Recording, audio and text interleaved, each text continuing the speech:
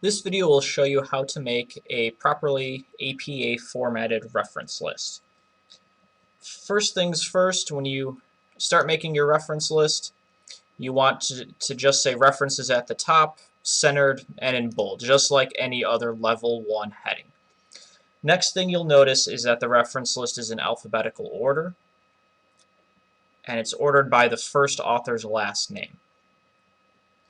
Next thing you'll notice is that the first line is flush left and every other line is indented to the right 1 tab, or you can see it's going to go to halfway to 1. Now if you're typing, and an easy way to do this is once you've finished writing out your citation, you can use this little triangle down here called the hanging indent, and that'll determine how things get aligned up. So you're going to want to move it out here. Now if this ruler doesn't appear for you, you can go into view and just check the ruler box, so that'll make it appear or disappear. Now usually Microsoft Word is pretty good about picking it up, so let's say I keep writing here. You can see that once it goes to a next line, it's going to automatically indent for you, so that hanging indent should go throughout the entire reference list. Every new citation will be flush left, but once you get to a second line, it's going to be indented a ½ inch. Now the basic format for citing articles is pretty straightforward, and it'll kind of come through, it'll still be common for every single article.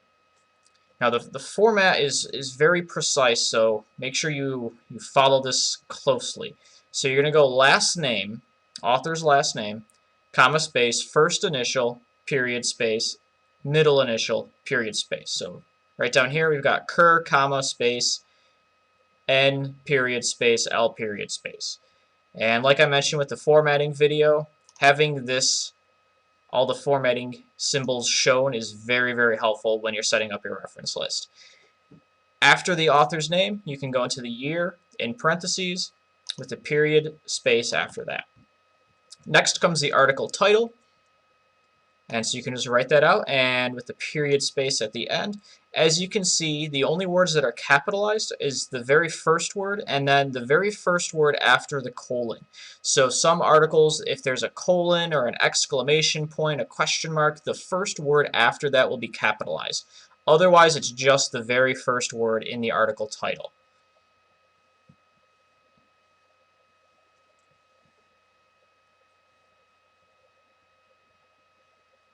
The other thing as well is that proper nouns will be capitalized here. So if you look down here, Kohler refers to a person, so that's going to be capitalized. Now if we keep going, next is the journal title in italics, and as you can see here, all the important words are capitalized, followed by a comma space, the volume number, which is also in italics, comma space, and now the page numbers, which are not in italics, and then the whole thing ends with a period. So that's for one author. For two authors, it's basically the same thing, except now after the middle initial of the first author, it's a period, comma, space, add the ampersand, space, and then the second author, and then the rest of it is exactly the same. If you have 3 to 6 authors, again, the process, it's going to be exactly the same. The ampersand will come in after, or excuse me, right before the final author. Otherwise, the author names, the way you write those out, are exactly the same. If you have 7 or more authors, and there can be a lot of authors on some of these studies, you list the first 6 authors, and then 3 periods in a row with spaces between them, and then the final author. And then the rest of that is the same. Now generally the information to do this is going to be found on the first page of an article. So if I switch over here, you can see here are our authors. So Post is the first author, Risberg the second author. Here's the title. The Sports Psychologist is the journal title.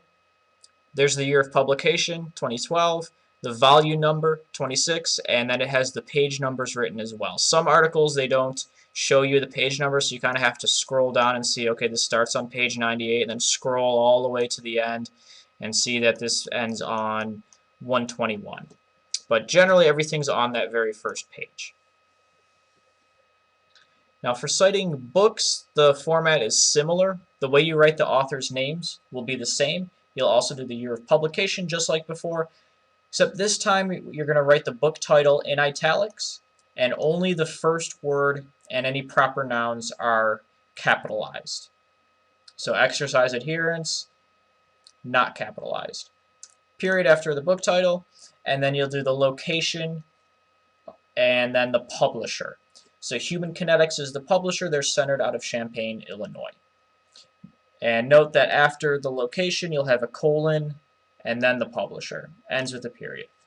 Now, generally, this information will be found on the front matter of any book.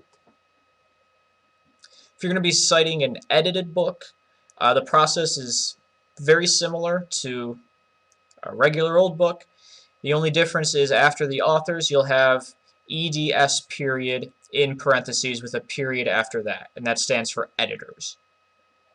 If you're using a chapter in an edited book, and you'll know that it's an edited book because each chapter will be written by different authors. So the editors, their job is to kind of collect all of these chapters. They're going to go and critique everything before it gets published, but each chapter in edited books are typically written by different authors. So now if you want to cite just a specific chapter, what you'll do is you'll cite the authors, the people who wrote the chapter, pretty straightforward, year of publication, title of the chapter, only the first word is capitalized and any proper nouns.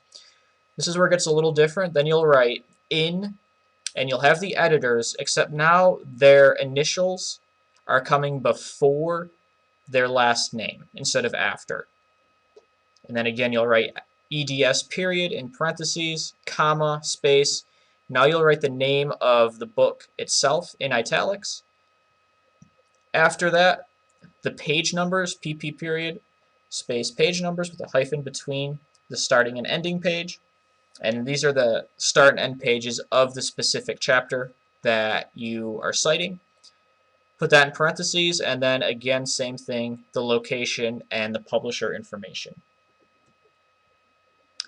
Finally, some other sources. You may come across some government documents, and so double check with the APA style book or the Purdue OWL just to make sure you're getting this right. It can be a little tricky.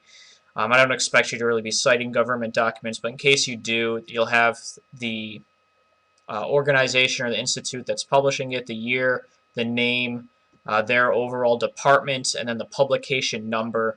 Location should be Washington, D.C., and the printing office will be the publisher here. Now, the other thing too is you might come across some dissertations or a master's thesis, and the way to publish that, very similar.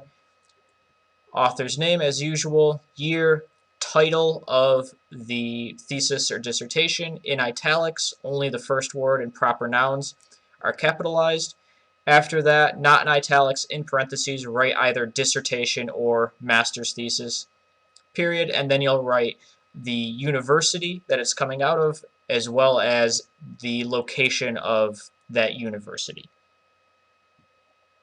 Now typically we want you to avoid dissertations or master's thesis. You still want to focus on scholarly peer-reviewed articles.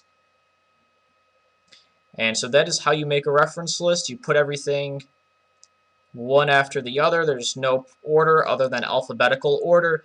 Make sure that the second lines, third lines, fourth lines are indented ½ inch. And otherwise, that is how you make a APA formatted reference list.